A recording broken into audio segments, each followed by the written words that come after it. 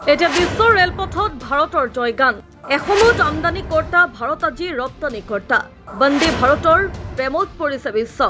ভাৰত এতিয়া বিশ্বৰ নতুন ৰেল শক্তি কেন্দ্ৰ কল্পনা কৰকচোন যে এখন ৰেলৰ যি কেৱল ৰেলপথত নহয় বৰঞ্চ এখন জাতিৰ সপোন আত্মবিশ্বাস আৰু অভিযান্ত্ৰিক দক্ষতাৰ ওপৰত দৌৰে যিখন ৰেলে নিজৰ গতি আৰু গৰিমাৰে বিশ্বক আচৰিত কৰি তুলিছে আৰু যিখন এতিয়া কেৱল ভাৰতৰ হৈ থকা নাই সমগ্ৰ বিশ্বৰ বাবে এক আকৰ্ষণৰ কেন্দ্ৰবিন্দু হৈ পৰিছে হয় আমি কথা পাতিছো বন্দে ভাৰত এক্সপ্ৰেছৰ যি 2025 চনত এক নতুন বিশ্ব অভিলেখ গঢ়ি বিশ্ব ৰেল উদ্যোগত ভাৰতৰ নাম সোণালী আখৰেৰে খোদিত কৰিছে কেইবছৰমান আগলৈকে আমি হয়তো ভাবিছিলো যে আমাৰো যদি জাপানৰ দৰে বুলেট ট্ৰেইন এখন থাকিলেহেঁতেন কিন্তু আজি পৰিস্থিতি সম্পূৰ্ণ সলনি হৈছে এতিয়া জাপান কানাডা চিলি মালয়েছিয়া আৰু আৰ্জেণ্টিনাৰ দৰে দেশে ভাৰতৰ পৰা ৰেল ক্ৰয় কৰিবলৈ আগ্ৰহী হৈ পৰিছে এয়া এক ঐতিহাসিক মুহূৰ্ত কিয়নো এসময়ত বিদেশী ৰেল আমদানি কৰা ভাৰতে আজি নিজৰ ৰেল বিশ্বলৈ ৰপ্তানি কৰিছে 2025 বন্দে ভাৰতৰ এক সোণালী অধ্যায় 2025 চনটোৱে বন্দে ভাৰতৰ বাবে বিশ্ব ৰেল উদ্যোগত এক ইতিহাস ৰচনা কৰিলে মাত্ৰ কেইবছৰমানৰ ভিতৰতে এই ৰেলখন 16 খনতকৈও অধিক দেশলৈ ৰপ্তানি হোৱাৰ পথত আগবাঢ়িছে Canada Chile Malaysia Brazil Argentina Paraguay আৰু কম্বোডিয়াৰ দৰে দেশে ইতিমধ্যে ভাৰতৰ সৈতে চুক্তি চূড়ান্ত কৰিছে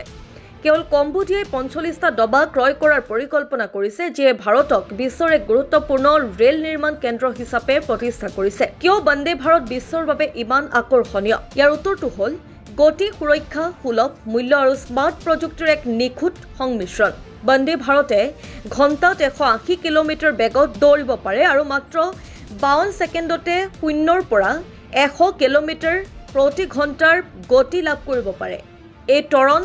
আনকি জাপানৰ বিখ্যাত চিনকানচেন বুলেট ট্ৰেইনতকৈ দ্ৰুত আৰু আটাইতকৈ গৌৰৱৰ কথাটো হ'ল এইখন এখন 100% ভাৰতত নিৰ্মিত ৰেল ইয়াৰ প্ৰতিটো উপাদান প্ৰতিটো ডিজাইন আৰু প্ৰতিটো প্ৰযুক্তি ভাৰতীয় অভিযন্তা আৰু কাৰখানাৰ নিজা সৃষ্টি বন্দে ভাৰত বনাম জাপানৰ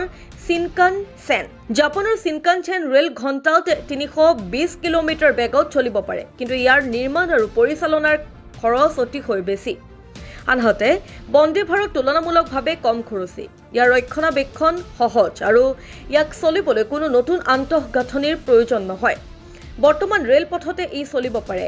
সেইকাৰণেই উন্নয়নশীল দেশসমূহে ইয়াক এক স্মাৰ্ট আৰু ব্যৱহাৰিক বিকল্প হিচাপে আদৰি লৈছে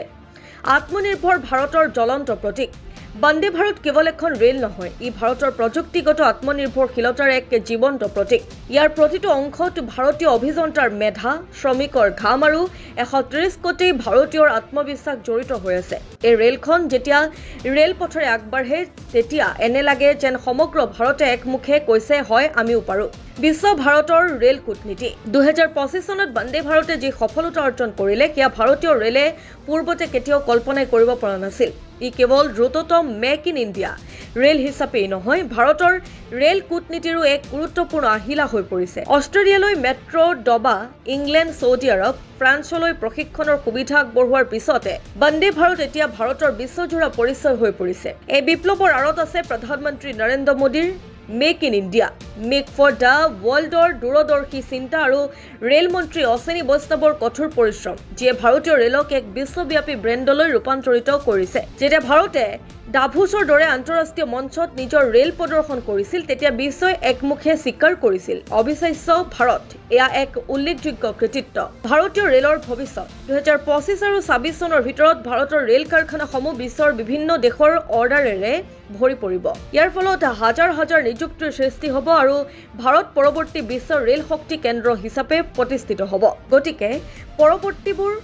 যেতিয়া আপুনি বন্দে ভাৰতত যাত্ৰা কৰিব তেতিয়া কেৱল ইয়াৰ গতি বা সুবিধাক লৈয়ে নহয় ইয়াৰ আঁৰৰ কাহিনীটোলৈ মনত পেলাব এই ৰেলে কঢ়িয়াই লৈ ফুৰে এখন জাতিৰ সপোন এক অদম্য আত্মা আৰু এক শক্তিশালী বাৰ্তা যে ভাৰতে যদি মন বান্ধে তেন্তে বিশ্বৰ যিকোনো লক্ষ্যই অৰ্জন কৰিব পাৰে বন্দে ভাৰত কেৱল এখন ৰেল নহয় এয়া এখন উড়ন্ত ভাৰত এই সন্দৰ্ভত আপোনাৰ মতামত কমেণ্ট কৰি আমাক জনাওক